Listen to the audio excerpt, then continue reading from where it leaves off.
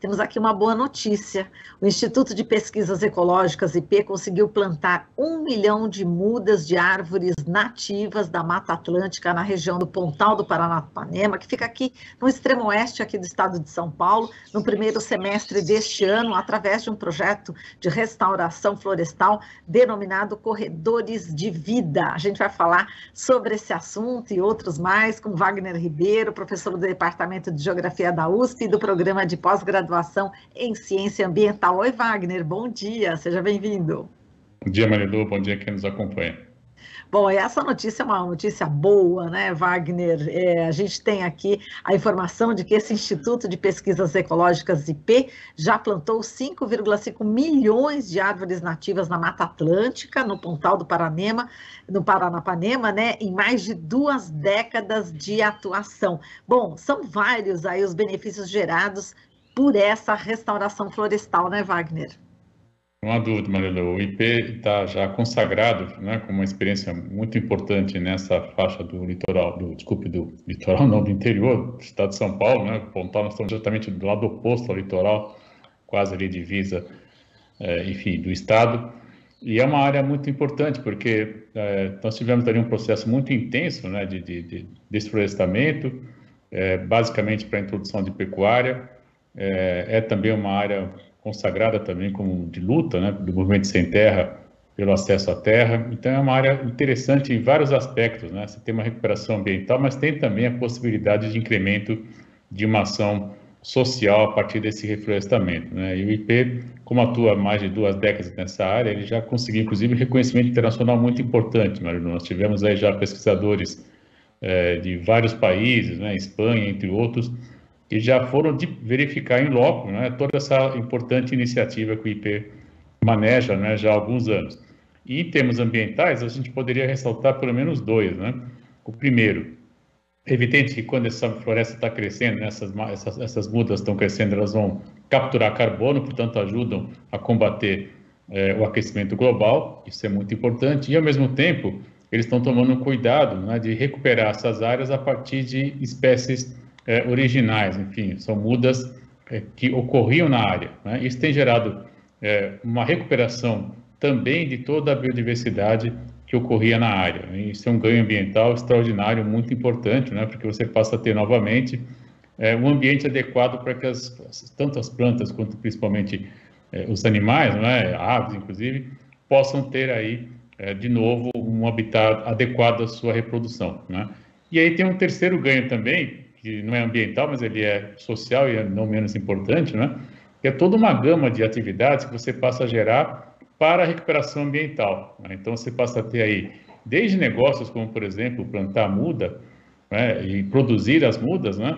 Até também você requalificar pessoas que até um tempo atrás estavam dedicadas ao desmatamento, elas passam, na verdade, a serem promotores, né, de uma ação ambiental, introduzindo aí a prática de cultivos adequados, de mudas adequadas e o manejo adequado de uma área tão importante. Esse projeto Corredor da Vida que eles desenvolvem lá, ele tem também um ganho extraordinário, Marilu, porque eles estão tomando cuidado de inicialmente plantar junto às margens dos rios, né? Então recuperando também a chamada mata ciliar, que tem um papel destacadíssimo, porque ela ajuda a proteger toda a faixa onde o rio está percorrendo, né, diminuindo a erosão e conservando também as margens do rio. Então, tem também esse ganho ambiental muito importante. É uma ação extraordinária que nós temos que, de fato, comemorar. Um cenário tão adverso, né, uma notícia como essa é muito importante e temos que ressaltar. Falando em animais, né, você ressaltou, né, a importância para os pássaros, né, enfim, da região, e a gente pode destacar também, né, Wagner, um outro bichinho aqui ameaçado de extinção, que é o mico-leão preto, né, que também está sendo muito beneficiado aí com essas ações aí de restauração. Então, realmente, para os animais é de suma importância, né? Não há dúvida, na medida que você amplia a área florestada, você está promovendo aquilo que a gente chama de integração dos chamados resquícios de Mata Atlântica, né? A gente sabe que tem áreas preservadas, ainda bem, mas elas estão isoladas, né? Então, você passa a promover corredores de integração, então você, é claro, analisa primeiro toda a área, né, e vai propondo essas áreas de integração a partir do plantio de mudas. Então, na verdade, você está aumentando a possibilidade de reprodução dessas espécies, oferecendo uma área maior para que elas possam se reproduzir, né? E um dos beneficiados é justamente, né, esse mico-leão preto, que é raro, né, já está em ameaçada de extinção e que, evidentemente, vai ter um ambiente mais adequado, podendo se reproduzir, né, no seu ambiente natural, que é mais importante, né, Marilu? A reprodução, como a gente faz, às vezes, em laboratório, ela tem algum resultado, mas ela é infinitamente menos eficaz se você tiver, evidentemente, as condições naturais para que o bicho possa reproduzir no seu ambiente, no seu habitat costumeiro. Exatamente, nesse habitat costumeiro, justamente, você já destacou logo no início, né, Wagner, que tem que ser espécies nativas, né, da Mata Atlântica. A gente não pode pegar, de repente, outro tipo de árvore, de um outro bioma, colocar lá, não vai dar certo, né? Então, a gente destaca aqui, eu quero que você fale da importância, né, da gente preservar, né, exatamente as espécies nativas, e vou aproveitar e falar algumas aqui para a gente aprender junto também, né, Wagner, que você já tinha mandado para a gente aqui, é o pau-d'alho, sangra-d'água e mutambo. Então, são árvores, assim, que eu, por exemplo, eu gosto muito, né, de lidar também com mudas de plantas, fiz já 80 mudas de ipê amarelo, já distribuí para os ouvintes no Dia da Árvore, alguns anos atrás, e é muito gostoso. Agora, a gente quase não conhece, né, na verdade, essas árvores, né, Wagner? É importante também a gente ter essa aproximação, né? Não há dúvida, Marilu. A gente tem que ter, na verdade, fazer uma imersão, né, nesse universo que é a Mata Atlântica, como é também a Floresta Amazônica, enfim, é uma riqueza, uma diversidade tão extraordinária que a cada vez que a gente tem a chance de conhecer, né, essas espécies, a gente associa a ela vários atributos também que vão além da própria capacidade de abrigar outras espécies, né? Então, de fato, essa imersão é fundamental, é muito importante, e nós desconhecemos, né? Eu mesmo sou um especialista em espécies, né? Eu conheço uma ou outra, às vezes de campo, etc. Quando saio com meus amigos biólogos para campo, a gente aprende ainda um pouco mais, né? Mas, de qualquer modo, é sempre importante ressaltar que a recuperação ambiental tem que ser realizada a partir das espécies que lá ocorriam. E é importante também justamente para atrair, né, empresas interessadas na geração dos créditos de carbono, né, Wagner? Não há dúvida, esse é um ganho também importante, né, que acaba, de alguma maneira, digamos assim, compensando um pouco o estrago que o Brasil está promovendo na devastação da Amazônia, por exemplo, né? Então, você passa a ter aí uma atividade importante, porque nós sabemos que, especialmente nos países tropicais, como é o nosso caso, e é onde está essa faixa de recuperação, você tem aí no crescimento da árvore um momento importante de captura de carbono. Então, de algum modo, isso ajuda também a mitigar um pouco, né, todas as emissões que o Brasil tem promovido, especialmente a partir do desmatamento da Amazônia e outras áreas, né, mas principalmente da Amazônia.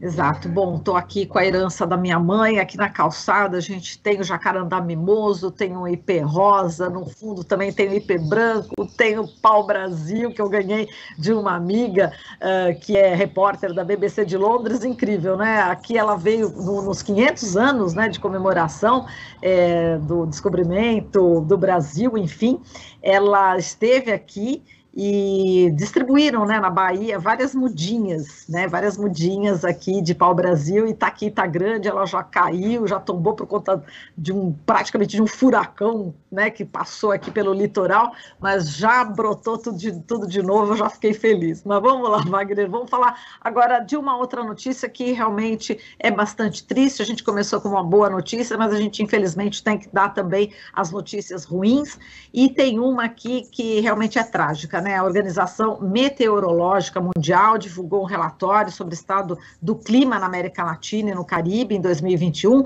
e de acordo com esse levantamento, as taxas de desmatamento nas duas regiões foram as mais altas desde 2009. O relatório mostra que o desmatamento na floresta amazônica brasileira dobrou na comparação com a média de 2009 a 2018. Em 2021, a perda de vegetação subiu 22% também em relação a 2020. Mais um dado realmente preocupante aqui para a região, para o nosso Brasil, né, Wagner?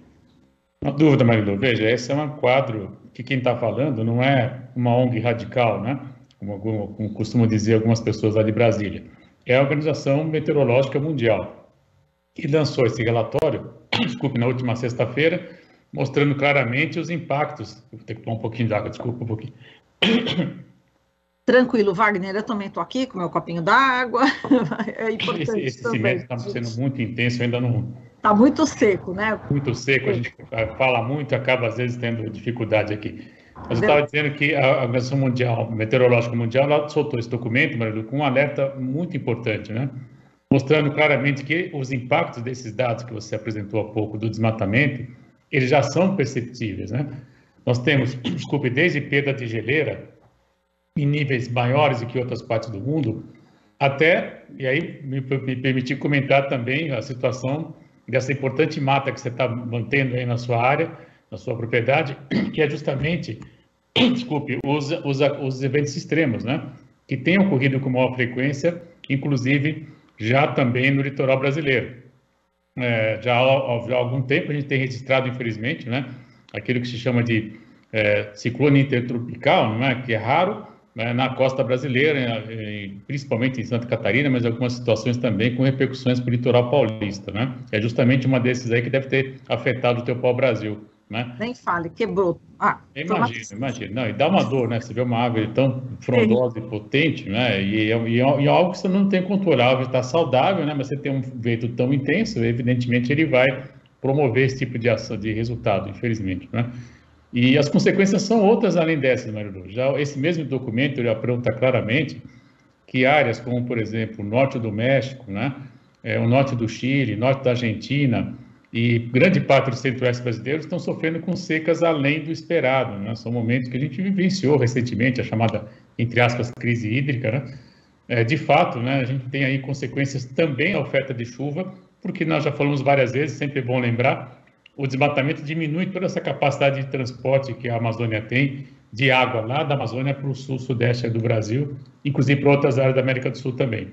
E, não menos importante, o aquecimento gera também a elevação do nível do mar. Então, a gente está assistindo, no caso da América do Sul, segundo a Organização Mundial Meteorológica, uma elevação de cerca de 3 milímetros ano, o que é maior do que está sendo registrado em outras partes do planeta também. Então, para a América do Sul, América Latina, inclusive, né, um pouco mais amplo, pegando toda a faixa do Caribe, aí você tem implicações na atividade turística, por exemplo, os efeitos da mudança climática já são notórios, graves, né, e afetam, sim, importantes atividades econômicas, com repercussão que pode gerar, aí, infelizmente, no médio prazo, vários impactos sociais muito mais graves, inclusive, que os próprios impactos ambientais que já estão sendo registrados.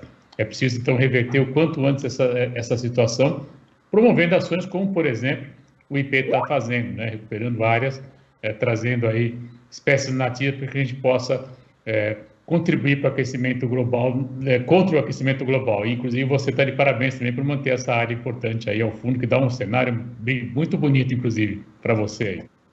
Obrigada, Wagner. Bom, a gente está aqui no finalzinho, tem mais um minutinho só, Wagner, mas só para acrescentar, né, que o que está acontecendo na Amazônia vai ter e tem mesmo, né, repercussão no mundo. Então, esse impacto vai atingir aí o clima global, se a gente não fizer nada, né?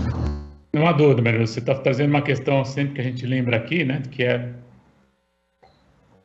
hoje está difícil realmente, desculpe, que é justamente esses serviços ambientais que a Amazônia oferece, né, na escala global, ela de fato é hoje um grande depósito de carbono, né? Se você desmata, evidentemente você está devolvendo esse carbono para a atmosfera no momento onde nós temos que diminuir as emissões. Então, ele vai de fato afetar drasticamente toda a dinâmica, né, dos processos biogeoquímicos, inclusive levando mais gás para a atmosfera, evidentemente promovendo mais aquecimento. Isso tem implicações diretas na elevação do planeta como um todo. Aí está muito além, inclusive, da nossa escala regional, né? Já vai para a escala internacional, global, eu diria, inclusive, certamente. E os estudos hoje confirmam isso claramente, né? Você tem uma ideia, tem projetos, inclusive, envolvendo o Brasil, felizmente, muitas vezes em situação de liderança, que foram instaladas torres, né, de medição de temperatura, direção de vento, etc., e esses documentos, né, esses dados já estão operando há mais de 20 anos. Então, o que está sendo dito hoje já não é mais achismo, né, já tem muita base científica que fundamenta esse tipo de situação. Portanto, é necessário, sim, ações rápidas para reverter esse quadro, Marilu. E aí, além de desmatar, promover recuperações de áreas a partir de espécies originais. Tudo bem, Wagner, a gente agradece aqui essa conversa com você, sempre muito boa. Muitíssimo obrigada e até a próxima semana. Beijo para você. Até a próxima. Até a próxima. A gente falou aqui com o Wagner Ribeiro, professor do Departamento de Geografia da USP e do Programa de Pós-Graduação em Ciência Ambiental. Estamos apresentando Jornal Brasil Atual. As notícias que os outros não dão.